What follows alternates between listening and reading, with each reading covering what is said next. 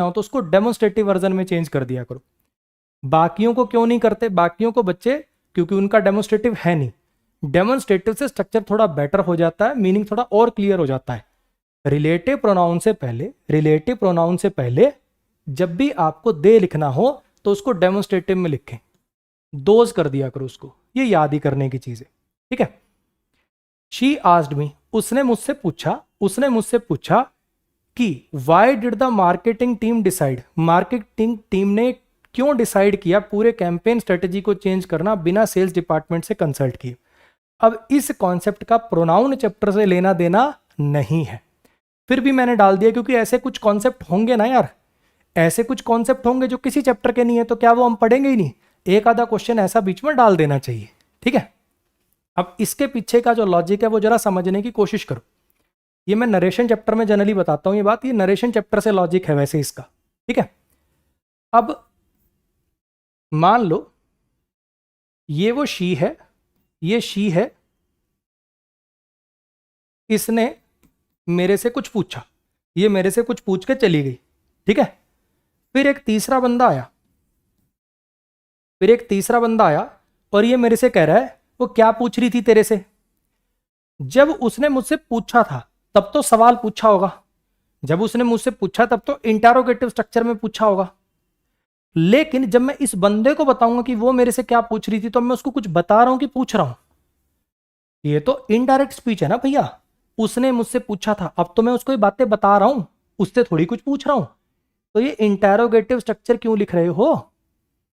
Helping verb subject से पहले ये तो इंटरोगेटिव स्ट्रक्चर होता है, इंटरोगेटिव स्ट्रक्चर क्यों यूज कर रहे हो यहां पे? अरे हाँ कि ना? तो यहां पे आपको इंटरोगेटिव स्ट्रक्चर यूज करने की जरूरत नहीं थी, ये डिड के साथ डिसाइड लिखने की जरूरत नहीं है, यहां पे आपको डिसाइडेड करना पड़ेगा।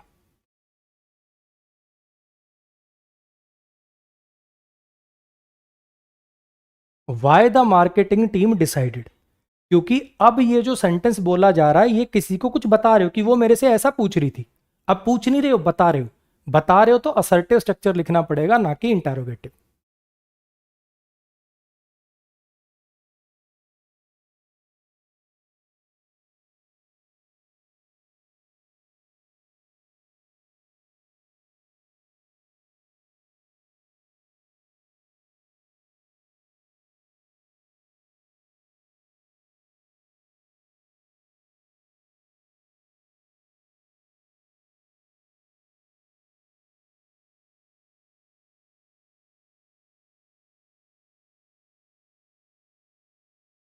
एक बार फिर बोल दे रहा हूं बच्चे कि कुछ बच्चे ऐसे होंगे जिनको सेंटेंसेस का मीनिंग ही निकालना नहीं आता, उस वजह से उनको ये सेंटेंसेस पहाड़ लग रहे होंगे। अरे यार मैंने प्रोनाउन पढ़ा भी था फिर भी मेरे से एरर नहीं हो रहे, क्योंकि बच्चे तेरे से सेंटेंस का मीनिंग ही नहीं निकल रहा। तो पहले तू रीडिंग पे फोकस कर, ठीक है, पहले तू रीडिंग पे फोकस कर, सेंटेंस का मीनिंग निकालना सीख, अपना 2 महीने सेंटेंस रीड कर, मतलब आर्टिकल वगैरह पढ़ो और साथ में वोकैब पे काम कर, फिर ग्रामर पढ़ियो। डीमोरलाइज नहीं होना है, ठीक। अगर सेंटेंस का मीनिंग निकालना आता है और प्रोनाउन चैप्टर अच्छे से पढ़ रखा तो होंगे, पहली बार में 30-40% होंगे, दूसरी बार में 90% होंगे और तीसरी बार में 100% होंगे। पहली बार में सबसे इतने ही होते हैं, डीमोरलाइज नहीं होना है।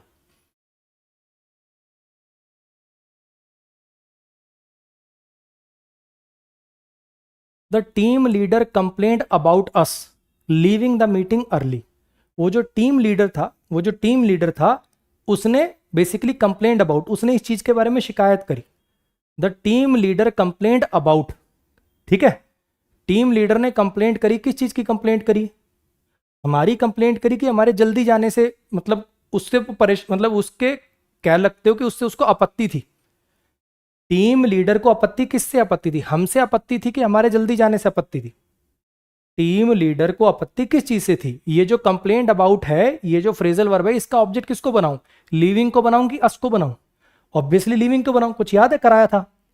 Shubham does not like Shilpa talking, my father does not like me going to cinema, नहीं माई गोइंग टू सिनेमा। ये वही कॉन्सेप्ट तो है कि भैया इसका जो ऑब्जेक्ट है, इस वर्ब का जो ऑब्जेक्ट है वो बनेगा ये, इस वर्ब का जो ऑब्जेक्ट है वो बनेगा ये जेरेंड इसका ऑब्जेक्ट बनेगा, हाँ के ना? तो यहां पे जिरंड के साथ प्रोनाउन थोड़ी आ जाएंगे, यहाँ इसको पजेसिव एडजेक्टिव करना पड़ेगा, यहाँ पे आपको आर करना पड़ेगा। तो सर फिर ये मीटिंग क्या है, infinitive gerund participle semi verb होते हैं, अर्ध वर्ब होते हैं, ये बनेगा ऑब्जेक्ट ऑफ जिरंड। क्लियर हो गया। The teacher along with the 2 senior students, अब आपको कुछ याद हो तो कुछ वर्ड लिखवाए थे जो प्रीपोजिशन होते हैं, बिटवीन हो गया, अमंग हो गया, इंक्लूडिंग हो गया, एक्सक्लूडिंग हो गया, followed by, accompanied by, along with, ये सब तो प्रीपोजिशन होते हैं, हाँ कि ना। और प्रीपोजिशन के बाद आने वाला नाउन या प्रोनाउन प्रीपोजिशन का ऑब्जेक्ट हो जाएगा। अरे बोलो, तो ये स्टूडेंट्स शब्द तो प्रीपोजिशन का ऑब्जेक्ट बन गया, हाँ कि ना।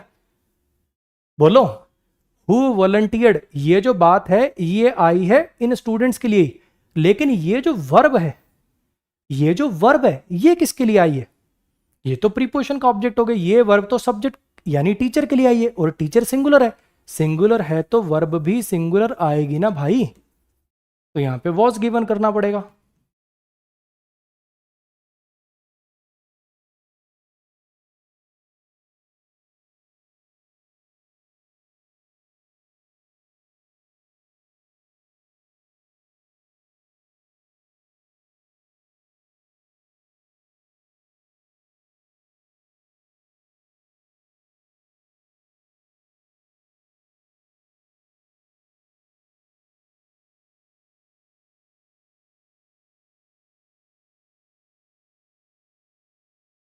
हाँ जी, banks banks that do not meet its priority sector targets are required to pay high penalties.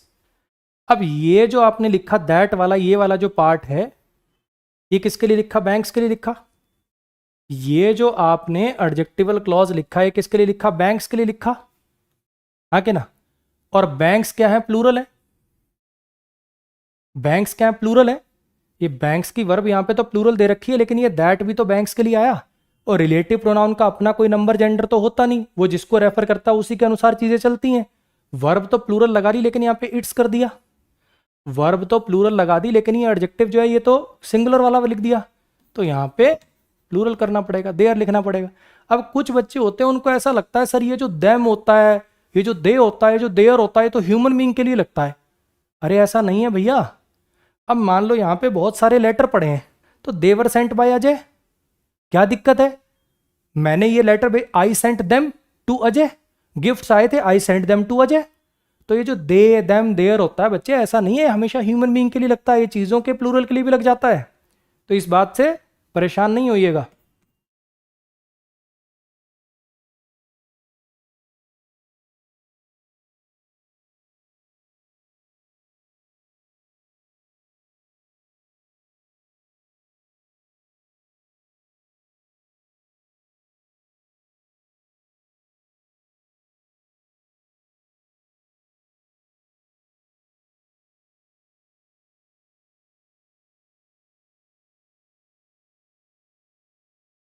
My colleagues and myself, अब इससे खत्म सवाल क्या होगा।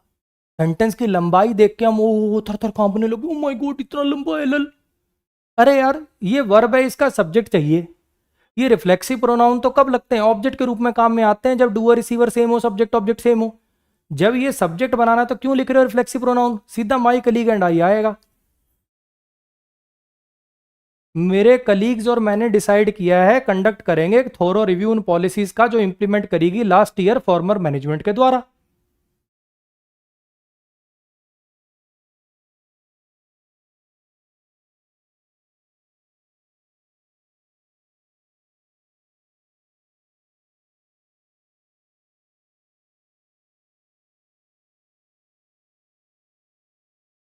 अगर मैं लिखूं लेट हिम सिंग, let him talk, let him dance, तो ये पार्ट कैसे टूटता है। लेट वर्ब है, वर्ब की बेस फॉर्म से शुरुआत हो रही है, यानी इंपेरेटिव है ये, उसे गाने दो। ऑर्डर भी हो सकता है, रिक्वेस्ट भी हो सकती है ना। उसे गाने दो, यू इसका अंडरस्टूड सब्जेक्ट है, हिम इसका ऑब्जेक्ट है, और ये सिंग ये एडवांस वर्ब में जाके आपने पढ़ा होगा या अभी पढ़ोगे आगे। ठीक है, हो सकता है ये वीडियो को ऐसा बच्चा देख रहा हो पहले एडवांस वर्ब उसने पहले पढ़ लिया है, तब तो पढ़ चुका है, नहीं पढ़ा है तो ये आगे आएगा। ठीक, इनको बोलते हैं बेयर इन्फिनिटिव, ये वर्ब नहीं है बेयर इन्फिनिटिव है। ये कॉन्सेप्ट आगे पढ़ाया जाएगा। ठीक है, अभी के लिए इतनी बात तो ऑब्वियस बात है कि ये जो लेट वर्ब है इसका अंडरस्टूड सब्जेक्ट यू है, और वर्ब को इसको सब्जेक्ट, वर्ब को सब्जेक्ट तो मिल गया, अब ऑब्जेक्ट चाहिए, तो यहां पे ऑब्जेक्टिव केस आएगा ना। तो ऐसे ही तुम उन्हें डिसाइड करने दो, तुम उन्हें डिसाइड करने दो, इसका अंडरस्टूड सब्जेक्ट यू है, तुम डिसाइड करने दो उन्हें। तो यहां पे भैया लेट देम डिसाइड होगा, ये लेट वर्ब है, ये देम ऑब्जेक्ट बनेगा, और ये डिसाइड फिर बता रहा हूं आगे पढ़ाया जाएगा, इसको बेयर इन्फिनेटिव बोलते हैं। इससे परेशान मत होना, ये वर्ब नहीं है, ये बेयर इन्फिनेटिव ही आगे चल के आएगा, और इसी वजह से कंफ्यूजन भी होता है। बच्चे को ऐसा लगता है कि आगे वर्ब लिखी हुई तो सब्जेक्टिव केस आएगा, अरे ये वर्ब नहीं है, वर्ब ये थी जिसका ऑब्जेक्ट देना था तुम्हें। तो यहां पे यू अंडरस्टूड सब्जेक्ट है, लेट वर्ब है, और उसका ऑब्जेक्ट देना है, इसलिए ऑब्जेक्टिव केस आएगा, लेट देम डिसाइड होगा।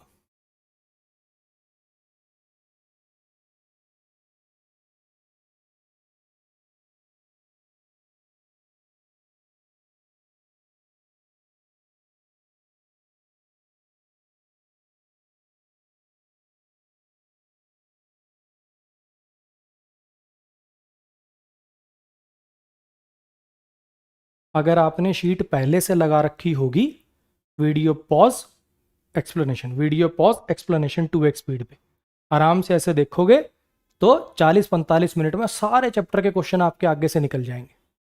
ठीक है, टाइम भी सेव होगा आपका। आज की क्लास के अंदर मैं थोड़ा सा ऐसे रुक रुक के आपको समय दे रहा हूं, इसलिए थोड़ी सी 20-25 मिनट ये क्लास लंबी चल रही है। अदरवाइज मेरे अकॉर्डिंग 90 मिनट यानी 1.5 घंटे की क्लास जो आप 2x स्पीड पे 45 मिनट में देख सकते हो, 45 मिनट में 50 सवाल बढ़िया लेवल वाले विद एक्सप्लेनेशन आप लोगों को मिल जाएंगे, एक भी मिनट खराब नहीं होगा। द टीम लीड्स, वो टीम लीड्स जिनमें से सबके पास एक्सटेंसिव एक्सपीरियंस है मैनेज करने का रिमोट टीम्स को, उन्हें काम दिया गया ट्रेन करने का न्यू रिक्रूटीज को। ठीक है, न्यू रिक्रूट्स को। टीम लीड्स सब्जेक्ट है, ये वाला जो पोर्शन है ये तो एडजेक्टिवल क्लॉज है, विशेषता बताने वाला क्लॉज है टीम लीड्स के लिए। ये वाली जो वर्ब है इसका सब्जेक्ट वो है team leads, plural subject plural verb, उसमें तो कोई दिक्कत नहीं है। अब इस पे आ जाओ भैया, in, on, at, for, from, by, with, ये सब तो प्रीपोजिशन होती हैं। प्रीपोजिशन के बाद प्रीपोजिशन का ऑब्जेक्ट आता है। तो भैया यहां पे है क्या चीज ना, आप ये हैड को देखकर, हैड यहां पर मेन वर्ब है, हैड यहां पर मेन वर्ब है, उसको देख के सोच रहे होगे अच्छा इसको सब्जेक्ट देना है, इसको सब्जेक्ट देना है तो हमें यहां पे हु लिखना चाहिए। अरे प्रीपोजिशन नहीं दिख रही क्या तुम्हें, प्रीपोजिशन नहीं दिख रही क्या? तो सर फिर इस हैड वर्ब का सब्जेक्ट कौन बनेगा? ये रहा ना ऑल प्रोनाउन, ये ना दिख रहा तुझे, ये ऑल प्रोनाउन सब्जेक्ट है। इस वर्ब का ये जो हैड वर्ब है इसका सब्जेक्ट ये है ऑल। तो फिर सर हुम क्या कर रहा है? हुम प्रीपोजिशन का ऑब्जेक्ट बन रहा है और साथ में कंजंक्शन का काम भी कर रहा है, तभी तो ये दो चीजें कनेक्ट हो पा रही हैं। भाई मेरी बात समझ, ये जो रिलेटिव प्रोनाउन होते हैं ना, जरूरी नहीं कि बीच से में ही लिखे होंगे, हमेशा दो क्लोज को साफ साफ कनेक्ट करते हुए नजर आएंगे, प्रीपोजिशन के ऑब्जेक्ट के रूप में भी लिख लेते हो आप उनको। हैड वर्ब का सब्जेक्ट क्या बन गया? ऑल बन गया, और प्रीपोजिशन के बाद लिखा तो ऑब्वियसली ऑब्जेक्टिव कैसे लिखोगे?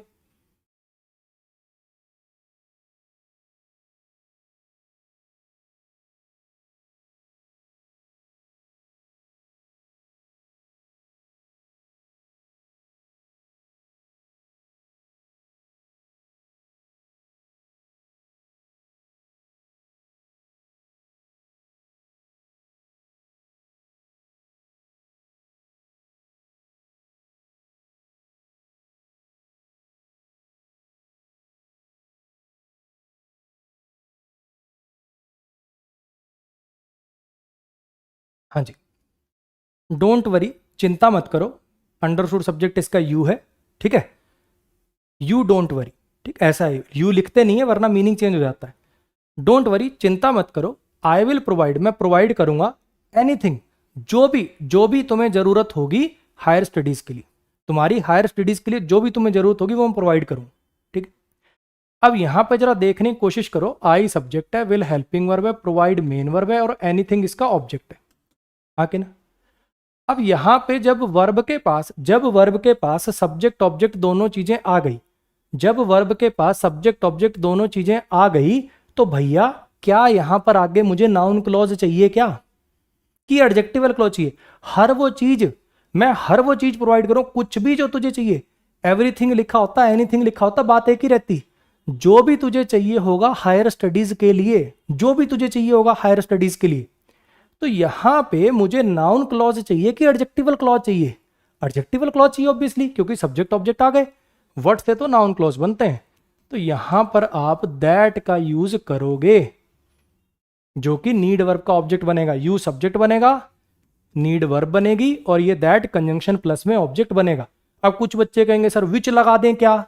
अरे एनीथिंग एवरीथिंग इनके साथ तो दैट लगता है, पढ़ाए थे ना word, the same, the few, the little, उनके साथ एनीथिंग एवरीथिंग नथिंग ये लिखवाए थे ना, दैट लगता है इनके साथ, विच कैसे आ जाएगा? The applicant whom the committee believed to have required credential and experience was asked to submit their documents with additional proof। फिर वो इतना लंबा चौड़ा सेंटेंस, एप्लीकेंट, ये यहां से हु से एडजेक्टिवल क्लॉज शुरू हुआ है एक, ठीक है। वो एप्लीकेंट जो कमेटी मानती थी कि जिसके पास ये सारी चीजें हैं उसे कहा गया, ये एडजेक्टिवल क्लॉज यहां खत्म हुआ। एप्लीकेंट की वर्ब ये आ गई, ये वॉज आस्क्ड जो है ये वर्ब है जिसका सब्जेक्ट ये एप्लीकेंट है, हाँ क्या ना। अब यहां पे काफी बच्चे फंस जाएंगे, हुम में फंस जाएंगे। कमेटी बिलीव्ड लिखा हुआ है, कमेटी मानती थी जिसके पास है ये चीज, I believed him to have, मैं मानता था कि उसके पास ये है, I believed him to have this knowledge. तो ये सब्जेक्ट है, ये वर्ब है, ये ऑब्जेक्ट बनेगा, और आगे दूसरा पार्ट लिखा हुआ है टू हैव। तो होम में दिक्कत नहीं है, यहां पे दिक्कत यहां पे इस वर्ब ये वाले देयर डॉक्यूमेंट में है। वो एप्लीकेंट जिसे कमेटी मानती थी कि जिसके पास ये है, उसे कहा गया देयर डॉक्यूमेंट सबमिट करने के लिए, कि उसके डॉक्यूमेंट सबमिट करने के लिए। तो यहां पे आएगा जी हिज और हर। हिज और हर लिखा हो तो अच्छी बात है, वरना मस्कुलिन जेंडर भी प्रेफर कर सकते हैं, हिज भी लगा सकते हैं। क्लियर होगी इतनी बात?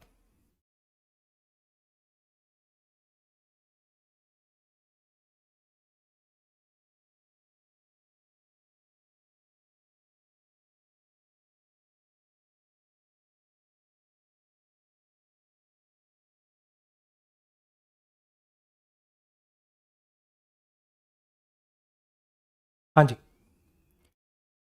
एग्रीकल्चर एक्सपर्ट्स ने चेतावनी दी है कि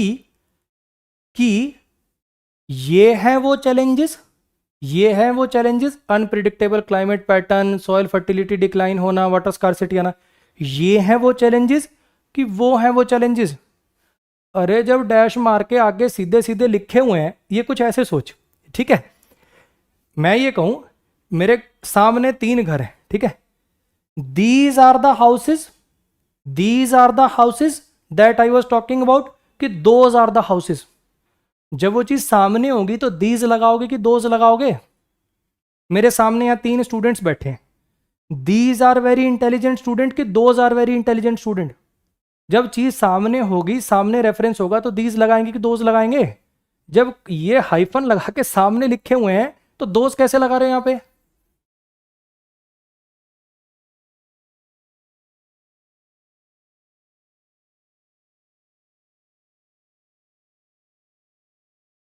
थोड़ी सी क्लास और रह गई, ठीक है। आगे से जनरली आप ऑब्जर्व करोगे कि इतनी देर में क्वेश्चन निपट गए।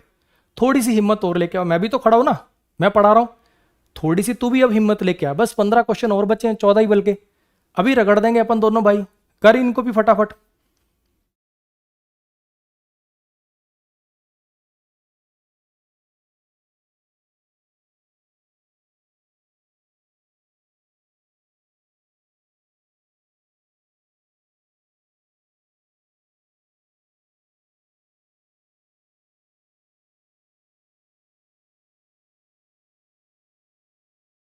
हाँ जी, कैन यू गेस, क्या तुम गेस कर सकते हो कि इनमें से कौन सा वेसल जो है वो सबसे कम वाटर होल्ड करेगा? कुछ याद आ रहा है?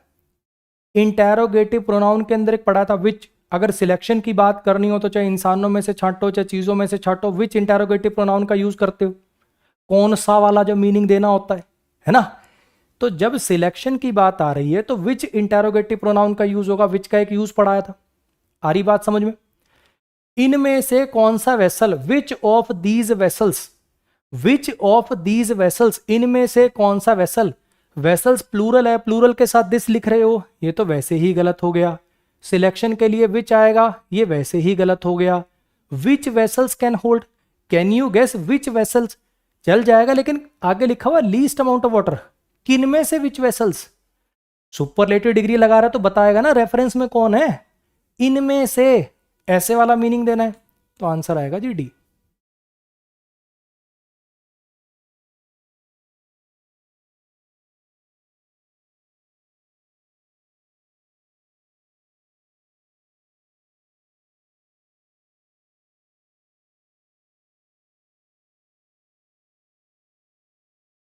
This is one of the, one of के बाद नाउन कैसा आता है भाई साहब, प्लूरल आता है ना, और सुपरलेटिव डिग्री लगी हुई है तो रिलेटिव प्रोनाउन कौन सा यूज होता है, दैट यूज होता है। ये one of the boldest economic reforms में से है जो आज तक इंट्रोड्यूस हुए, जो आज तक जितने इंट्रोड्यूस हुए ना उनमें से वो जो बोल्डेस्ट इकोनॉमिक रिफॉर्म्स है उनमें से एक है ये। बोल्डेस्ट लिखा हुआ तो दैट लगाना पड़ेगा, और इसके बाद प्लूरल नाउन आएगा वन ऑफ के बाद। सिलेक्शन दिखाता ना वन ऑफ, तो किसी में से, तो यानी प्लूरल में से, तो यहां पे रिफॉर्म्स लिखा हो और दैट आए और आगे वर्ब प्लूरल आए, रिफॉर्म्स लिखा हो इस वजह से ये गया, दैट के बाद वर्ब प्लूरल आएगी, ये भी गया। ये क्यों गया, पहली बात तो विच लिखा हुआ, रिफॉर्म लिखा हुआ, तो ये भी गया।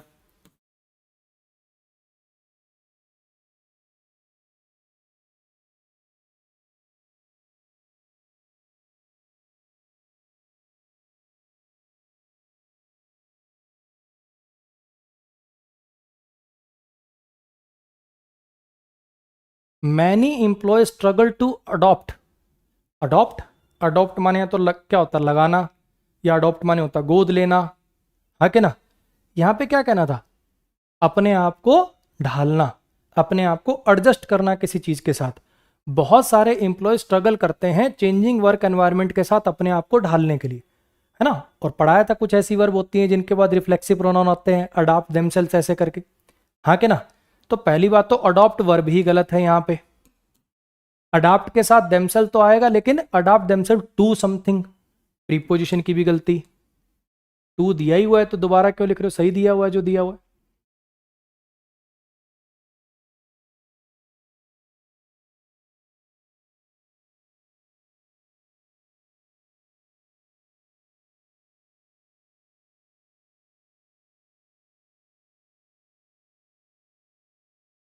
हाँ जी, मैंने उन दो स्टूडेंट से पूछा, इफ दो से पूछा है तो अब मुझे बताओ, ऑल जो होता है वो दो के लिए आता है क्या, हमेशा दो से ज्यादा के लिए आता है।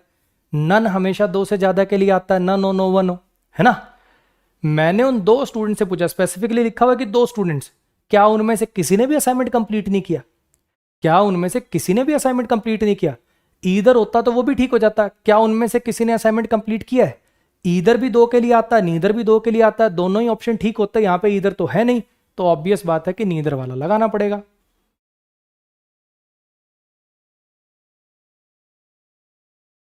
अगर ये पूछना होता क्या उनमें से किसी ने असाइनमेंट कंप्लीट किया तो ईदर लगाते, क्या दोनों ही नहीं की, मैंने उन दो से पूछा क्या दोनों ही नहीं किया क्या भाई, तो नीदर लगाया।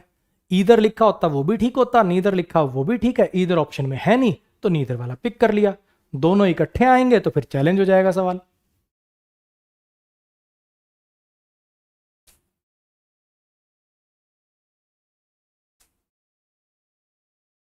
हाँ जी, एक घंटा बीच पे बिताने के बाद हम बाहर निकले और खुद को सुखाया, ठीक है, हम बाहर निकले और खुद को सुखाया, यही मीनिंग देना है ना। वी गॉट आउट, हम बाहर निकले और खुद को सुखाया, सुखाने वाले हम, सूखने वाले भी हम, खुद को ऐसे हवा मारी सुखाया, ड्रायर चला के सुखाया, ठीक है, सुखाने वाले भी हम, सूखने वाले भी हम, doer receiver same, reflexive pronoun, हाँ के ना। तो यहां पे क्या लिखना पड़ेगा, गॉट आउट एंड ड्राइड आरसेल्स।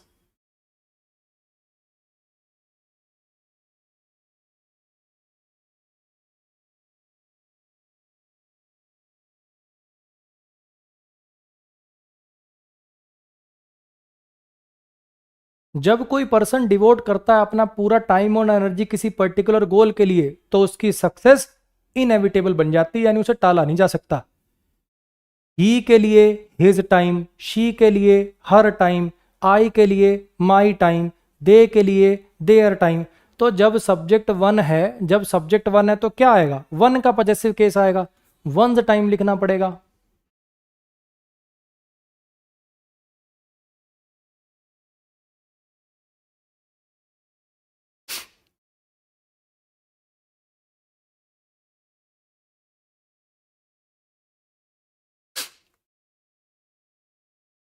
हाँ जी, आपको याद होगा कुछ वर्ड पर आए थे। लाइक का मतलब एक तो होता है पसंद करना, क्या यहाँ पसंद करना मतलब है, नहीं ना, की तरह वाला मतलब है। Like, unlike, including, excluding, except, between, among, ये सब क्या है, प्रीपोजिशंस है। तो ये सब्जेक्ट है, ये आपका प्रीपोजिशन है, और ये दोनों इस प्रीपोजिशन के ऑब्जेक्ट हैं। ये शुड बी एनकरेज्ड, ये वर्ब है जिसका सब्जेक्ट वो पीपल है। प्रीपोजिशन के बाद ऑब्जेक्ट लिखे जाएंगे, हाँ के ना, ऑब्जेक्ट लिखे जाएंगे तो ऑब्जेक्टिव केस में होंगे ऑब्वियसली। रोहन नाउन का तो subjective objective case subjective objective case same होता है, लेकिन प्रोनाउन का तो ऑब्जेक्टिव केस लिखोगे ना भैया, हर लिखोगे यहां पे।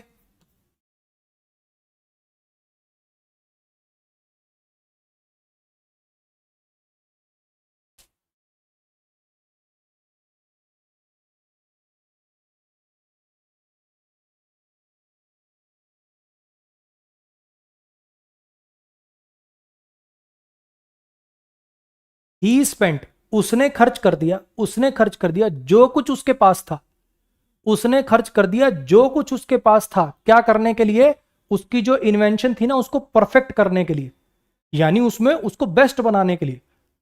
ही spent, I spent all that I had, कुछ याद आ रहा, कराया था। दे टुक ऑल मनी, या ऐसा कुछ करके कुछ बात याद आ रही है कि ऑल लगा हुआ है, all that glitters is not gold. All को जब रेफर करते हैं तो दैट रिलेटिव प्रोनाउन लगाते हैं, वही चीज तो है। ऑल के लिए पहली बात तो दैट आएगा, हाँ कि ना। जो उसके पास था उसने खर्च कर दिया। ही के साथ हैव तो वैसे नहीं आ सकता, पोजेशन बनाने के लिए आईएनजी फॉर्म वैसे यूज नहीं होती। दैट भी लगा हुआ है, पास्ट भी मीनिंग भी ठीक दे रहा है, तो सी ऑप्शन आएगा। उसने खर्च कर दिया जो कुछ उसके पास था अपनी इन्वेंशन को परफेक्ट करने के लिए।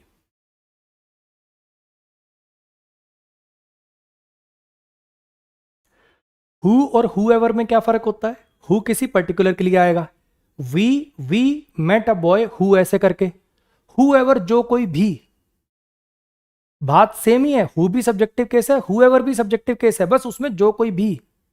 whomever, you can give this to whomever you like, whom किसी पर्टिकुलरली, whomever जो कोई भी, ये इतना ही फर्क होता है इसमें बस, लेकिन वो फैक्टर सेम रहेगा, हु भी सब्जेक्टिव, हुएवर भी सब्जेक्टिव, हुम भी ऑब्जेक्टिव और whomever भी ऑब्जेक्टिव। अब यहां पे इस वर्ब के लिए सब्जेक्ट चाहिए, जो कोई भी, जो कोई भी रिस्पॉन्सिबल है इस फाइनेंशियल लॉस के लिए, सब्जेक्टिव केस आएगा तो हुएवर लिखना है।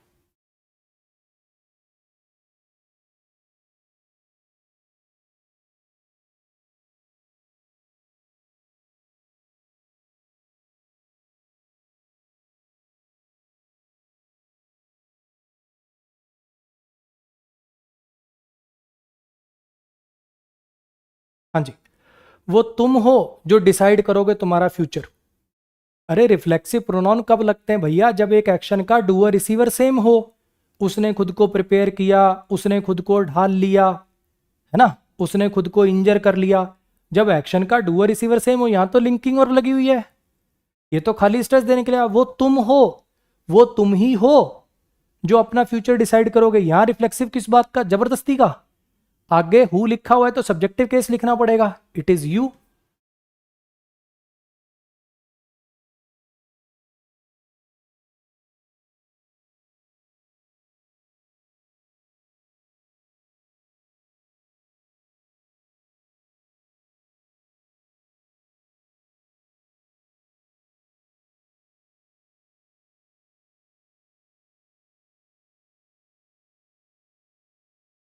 हाँ जी, इंटरव्यू के दौरान उसने मुझसे पूछा कि कितनी लैंग्वेजेस बोल लेता हूं मैं और कौन सी मेरी फेवरेट है। ठीक है, उसने मुझसे पूछा कि कितनी लैंग्वेजेस बोल लेता हूं मैं, इस पोर्शन को काट देना, ठीक है। ये वाला पोर्शन जो है विच इज़ माई फेवरेट को काट देना, क्योंकि इसको भी हटाना पड़ेगा। इस पोर्शन को काट दो, ये मैं हटा रहा हूँ, यहीं पे सेंटेंस खत्म है। ठीक, अब ये कॉन्सेप्ट मैंने आपको आज की क्लास में पीछे कराया था। अब आप ये बात किसी को बता रहे हो, उसने जब पूछा था तब इंटरोगेटिव था, अब मैं किसी को आगे बता रहा हूं, उसने मेरे से ये पूछा था इंटरव्यू में, तो अब मैं कोई पूछ थोड़ी रहा हूं, बता रहा हूं तो ये इंटरोगेटिव स्ट्रक्चर में थोड़ी आएगा। During the interview she asked me how many languages I speak, interrogative structure नहीं आएगा, असर्टिव स्ट्रक्चर आएगा। ये आज की क्लास में ही पढ़ाया था आपको।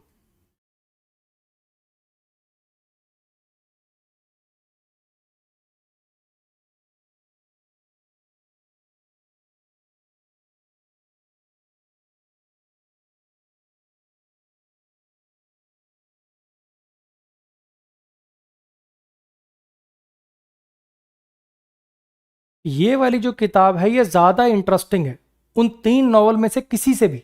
जो पिछले महीने मैंने 3 नॉवल पढ़ी ना, उनमें से किसी से भी ज़्यादा इंटरेस्टिंग है। अब इधर तो 2 के लिए आता है, इधर तो 2 के लिए आता है, 2 से ज़्यादा के लिए कहना हो तो क्या लगाना पड़ता है, एनी लगाना पड़ता है। तो यहाँ पे क्या लिखना पड़ेगा, more interesting than any of the 3 novels. वो जो 3 नॉवल मैंने पिछले महीने पढ़ी ना, उनमें से किसी से भी कंपेयर कर लो, ये बुक ज़्यादा इंटरेस्टिंग है, एनी ऑफ द 3 नॉवल्स।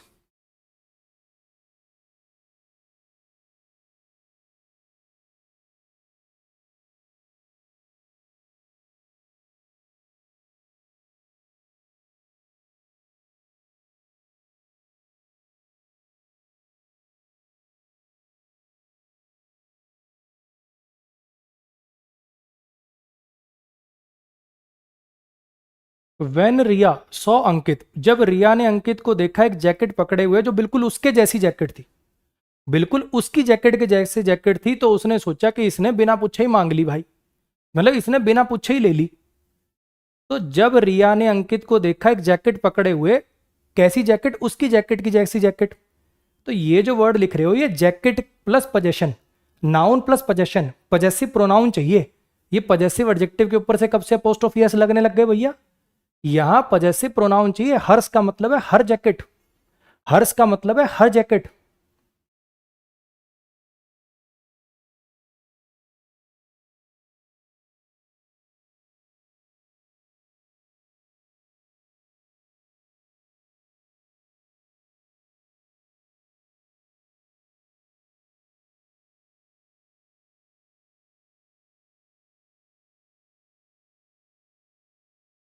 दो राइवल कंपनीज ने फाइनली डिसाइड कर लिया कि वो एक दूसरे के साथ कॉपरेट करेंगी काबू पाने के लिए इस फाइनेंशियल क्राइसिस के ऊपर जो रीसेंट मार्केट स्लम की वजह से आया है। वन अनदर 2 से ज्यादा के लिए लगता है, ईच अदर 2 के लिए लगता है। मॉडर्न इंग्लिश में हालांकि ये सिनोनिम हो गए, लेकिन अगर स्पेशली सवाल इसी के ऊपर बनाया गया है तो समझ जाओ वो तुमसे यही अपेक्षा कर रहा है कि 2 की बात करो तो ईच अदर लगाओ।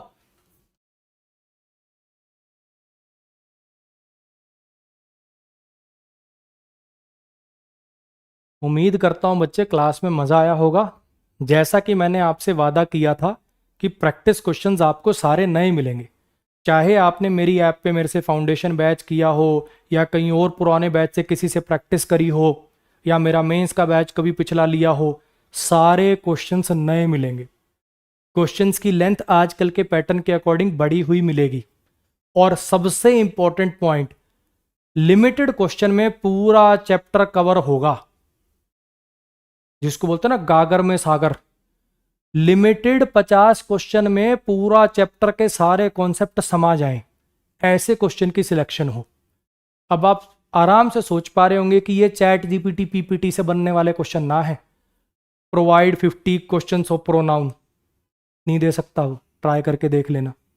एक एक चैप्टर के क्वेश्चन पे 2-2 दिन मेरे खुद के स्पेंड होते हैं कि भैया एक एक क्वेश्चन बिल्कुल ऐसा क्रिस्प क्रीम क्वालिटी का होना चाहिए, पूरा चैप्टर कवर हो, सेंटेंस नया हो, सेंटेंस की लंबाई बढ़िया हो, लेटेस्ट एग्जाम में अगर कोई क्वेश्चन आया तो वो इंक्लूड हो। एम्प्लॉयज ने ब्लेम किया और किसी को नहीं बल्कि खुद को, ये मतलब देना है। एम्प्लॉयज ने ब्लेम किया और किसी को नहीं बल्कि खुद को ही उस फेलियर के प्रोजेक्ट के लिए, यानी एम्प्लॉयज ने ब्लेम किया और किसी को नहीं बल्कि खुद को, ये मीनिंग देना है ना। तो एम्प्लॉयज के लिए रिफ्लेक्सिव प्रोनाउन लगाना है, यानी यहाँ पे देम सेल्स आएगा। ये देयर सेल जैसा कोई वर्ड नहीं होता, कहीं तुम घर में फैक्ट्री लगा के ये बना दो। हाँ जी, तो ये थी अपनी आज की क्लास।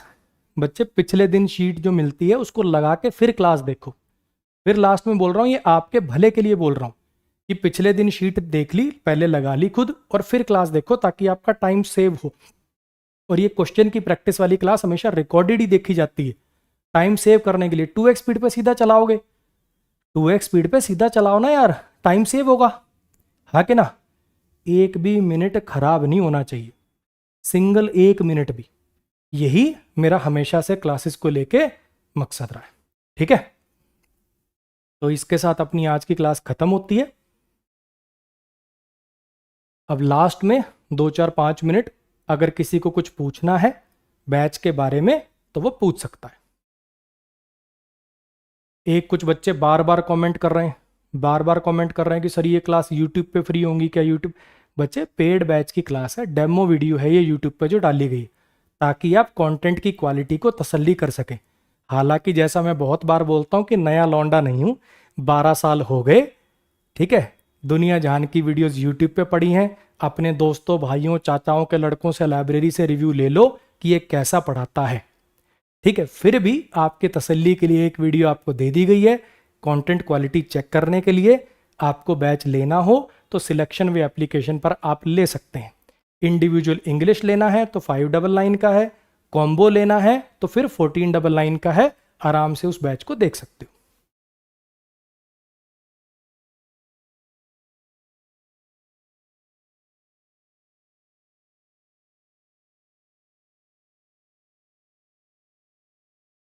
रीडिंग के लिए बताइए बच्चे, जब रीडिंग का पोर्शन कराऊंगा तो रीडिंग के लिए बताऊंगा, उसके भी जो लेटेस्ट एग्जाम के क्लोज टेस्ट पैराजंबल हैं पहले वो कराऊंगा, फिर नए क्लोज टेस्ट पैराजंबल न्यूज़पेपर से उठा के खुद बनाऊंगा फिर वो कराऊंगा, फिर मॉक टेस्ट में भी दोबारा क्लोज टेस्ट पैराजंबल की प्रैक्टिस होगी, ठीक है। मेन हाईलाइट अपना वही पोर्शन है, उसको करेंगे, टेंशन मत लो। बस एक रिक्वेस्ट है, ये जो बच्चा है कौन सा, हालांकि यही आज ही क्लास यूट्यूब पे है, बाद में तो नहीं। अगर तू मेरे बैच में भी आया तो ये जो तूने आज काम किया ना, सर स्पीड बढ़ाओ सर स्पीड बढ़ाओ सर स्पीड बढ़ाओ, ये मेरे बैच में मत करना बच्चे। मैं अपने अकॉर्डिंग ही चलूँगा, इतना आता है तो मेरे बैच में मत आना। ये कौन सा है, अपना नाम ही लिख रखा है इसने, इंग्लिश स्टडी विद ग्रामर कौन सा जो भी बालक है। बच्चे तेरे पास थोड़ा ज़्यादा तने पढ़ लिया होगा, ज्ञान ज़्यादा हो गया होगा, मेरे को सब बच्चों को साथ लेके चलना है।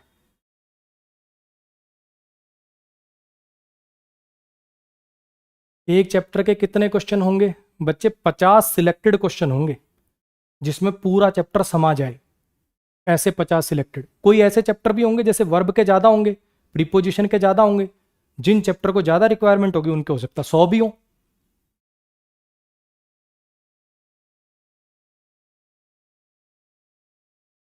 मैंने मैथ्स का बैच खरीदा था, इंग्लिश शो हो रहा है, इंग्लिश का बैच खरीदा था, मैथ शो हो रहा है। बच्चे जो हेल्पलाइन वाला नंबर है ना उस पर मैसेज कर दो। कोई ग्लिच आया था, ऐसा 10-20 बच्चों के साथ हुआ है। आप झूठ नहीं बोल रहे हो, सही कह रहे हो आप। उस पर इंक्वायरी वाले नंबर पे मैसेज कर दो, हो जाएगा ठीक, परेशान मत होना।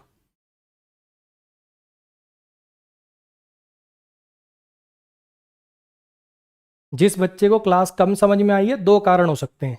एक तो आपको सेंटेंस का मीनिंग निकालना नहीं आता, तो उसके लिए तो भैया रीडिंग करो पहले। एक हो सकता है कि आपने ग्रामर अच्छे से नहीं पढ़ रखी, तो या तो पहले ग्रामर का पूरा कोर्स करो, नहीं करना शॉर्ट में करना है तो मेरे यूट्यूब पे 100 इंपॉर्टेंट रूल्स वाली वीडियो है, उसको देख लो, प्लेलिस्ट है उस पर जाओ और उसको देखो। चलो जी, उम्मीद करता हूँ क्लास में मज़ा आया होगा। जो कंटेंट की क्वालिटी आप मेरे से एक्सपेक्ट करते हो वो मिली होगी, कंसाइज क्रिस्प, बिना एक भी मिनट खराब किए। आज के लिए गुड नाइट। अगर आपको बैच अच्छा लगे तो आप ले सकते हैं। मेंस बैच का एक ही मकसद, क्रिस्प कंसाइज क्वालिटी कंटेंट, एक भी मिनट बिना खराब किए।